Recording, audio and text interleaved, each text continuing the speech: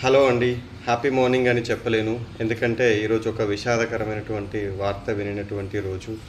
మరి నేను ఒక గురువుగా భావించేటువంటి డాక్టర్ బివి పట్టాభిరామ్ గారు ఈరోజు మన మధ్యలో లేరు. అయితే మహానుభావులు వారికి మరణం ఉండదండి.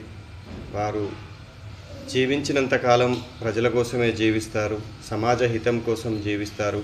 అలాగే తుది శ్వాస కూడా సమాజ సేవలో పరితపిస్తూ విడిచిపోతారు. అయినప్పటికీ కూడా వాళ్ళు నిరంతరం ప్రజల గుండెల్లో వాళ్ళు పంచినటువంటి జ్ఞానం ద్వారా లేదా వాళ్ళు ఇచ్చినటువంటి మాటల ద్వారా, ఉత్తేజం ద్వారా, వాళ్ళు నడిపించినటువంటి మార్గం ద్వారా చిరస్థాయిగా వాళ్ళు ప్రజల మనసుల్లో గుండెల్లో నిలిచే ఉంటారు అని చెప్పడానికి డాక్టర్ బివి పట్టాభిరామ్ గారు ఒక గొప్ప ఉదాహరణ.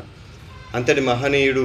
మరి వారిని మనం ఎలా నివాళి అర్పించాలి అని అంటే వారు చూపిన మార్గంలో నడవడం తప్ప మరొకటి కాదు. వారు మనకిచ్చినటువంటి అనేక సందేశాలు మనతో పాటే ఉన్నాయి. అలాగే వారు మనకి ఇచ్చినటువంటి పుస్తకాల ద్వారా పంచిన జ్ఞానం కూడా మనతో పాటే ఉంది. వాటిని తూచా తప్పకుండా ఆచరిద్దాం. మంచి సమాజం కోసం మనము కూడా భాగస్వాములవుదాం. సద్గతి ప్రాప్తిరస్తు. Doctor BV Pattabhiram.